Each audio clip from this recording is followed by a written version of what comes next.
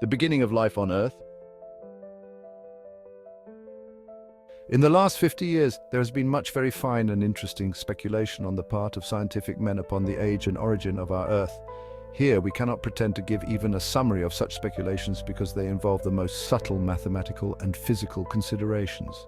The truth is that the physical and astronomical sciences are still too undeveloped as yet to make anything of the sort more than an illustrative guesswork. The general tendency has been to make the estimated age of our globe longer and longer.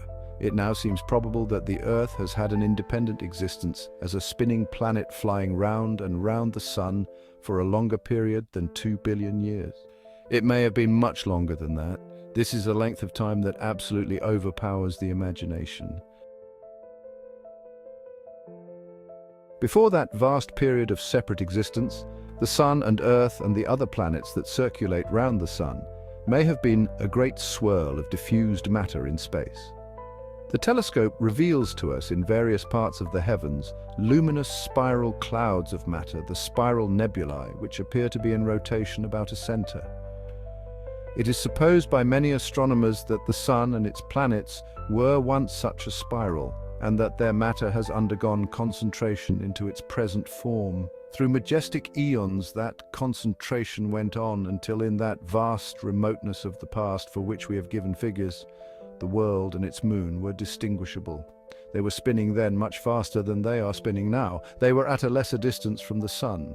They traveled round it very much faster, and they were probably incandescent or molten at the surface. The Sun itself was a much greater blaze in the heavens.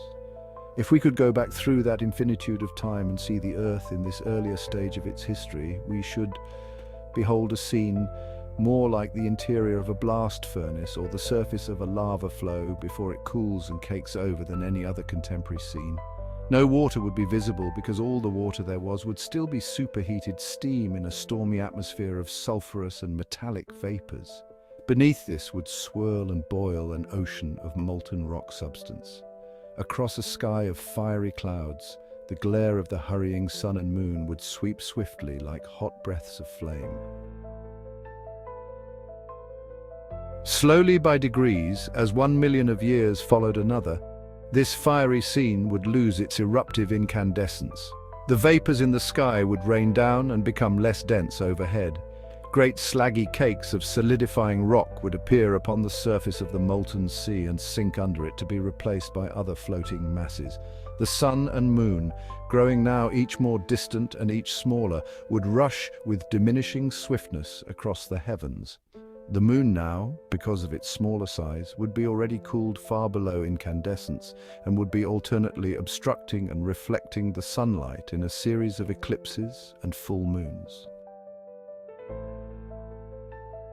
And so, with a tremendous slowness through the vastness of time, the Earth would grow more and more like the Earth on which we live, until at last an age would come when, in the cooling air, steam would begin to condense into clouds, and the first rain would fall hissing upon the first rocks below. For endless millennia, the greater part of the Earth's water would still be vaporized in the atmosphere, but there would now be hot streams running over the crystallizing rocks below, and pools and lakes into which these streams would be carrying detritus and depositing sediment.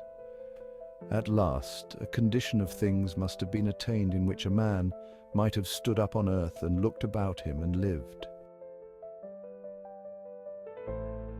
If we could have visited the Earth at that time, we should have stood on great lava-like masses of rock without a trace of soil or touch of living vegetation, under a storm-rent sky.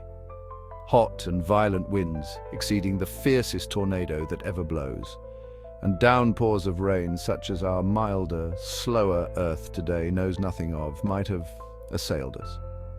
The water of the downpour would have rushed by us, muddy with the spoils of the rocks, coming together into torrents, cutting deep gorges and canyons as they hurried past to deposit their sediment in the earlier seas.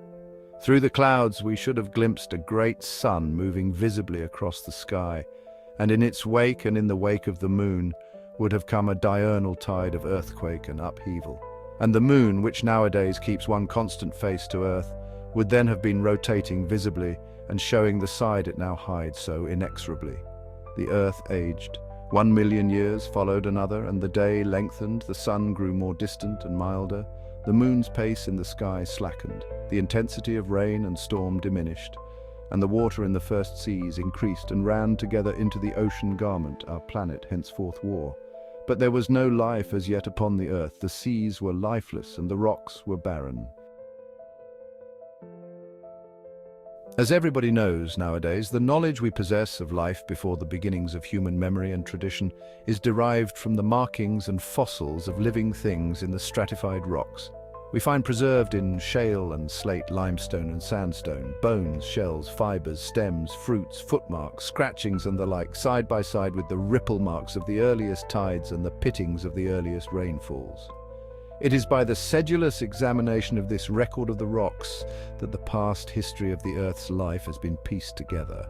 That much nearly everybody knows today. The sedimentary rocks do not lie neatly stratum above stratum. They have been crumpled, bent, thrust about, distorted and mixed together like the leaves of a library that has been repeatedly looted and burnt. And it is only as a result of many devoted lifetimes of work that the record has been put into order and read. The whole compass of time, represented by the record of the rocks, is now estimated. The earliest rocks in the record are called by geologists the Azoic Rocks because they show no traces of life. Great areas of these Azoic rocks lie uncovered in North America, and they are of such a thickness that geologists consider that they represent a period of at least half of the 1,600,000,000 years which they assign to the whole geological record. Let me repeat this profoundly significant fact. Half the great interval of time since land and sea were first distinguishable on Earth has left us no traces of life. There are ripplings and rain marks still to be found in these rocks, but no marks nor vestiges of any living thing. Then, as we come up the record, signs of past life appear and increase. The age of the world's history in which we find these past traces is called by geologists the Lower Palaeozoic Age. The first indications that life was astir are vestiges of comparatively simple and lowly things. The shells of small shellfish, the stems and flower-like heads of zoophyte seaweeds, the tracks and remains of sea worms and crustaceans. Very early appear certain creatures, rather like plant lice crawling creatures, which could roll themselves up into balls as the plant lice do the trilobites. Later, by a few million years or so, come certain sea scorpions, more mobile and powerful creatures than the world had ever seen before. None of these creatures were of very great size. Among the largest were certain of the sea scorpions, which measured 9 feet in length. There are no signs whatever of land life of any sort, plant or animal. There are no fishes nor any vertebrated creatures in this part of the record.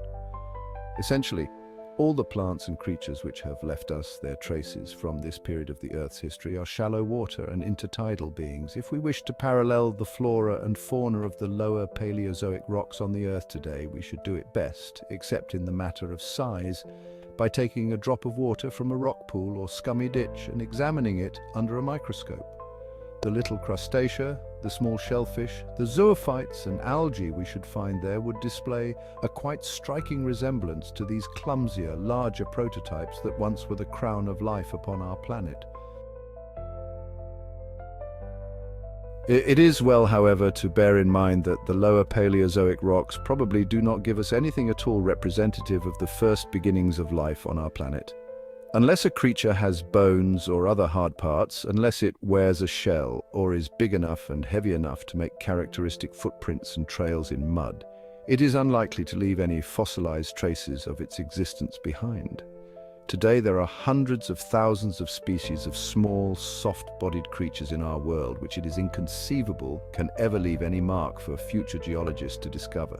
In the world's past, millions of species of such creatures may have lived and multiplied and flourished and passed away without a trace remaining. The waters of the warm and shallow lakes and seas of the so-called Azoic period may have teemed with an infinite variety of lowly, jelly-like, shell-less and boneless creatures, and a multitude of green scummy plants may have spread over the sunlit intertidal rocks and beaches. The record of the rocks is no more a complete record of life in the past than the books of a bank are a record of the existence of everybody in the neighborhood. It is only when a species begins to secrete a shell or a spicule or a carapace or a lime-supported stem and so put by something for the future that it goes upon the record. But in rocks of an age prior to those which bear any fossil traces, graphite, a form of uncombined carbon, is sometimes found, and some authorities consider that it may have been separated out from combination through the vital activities of unknown living things.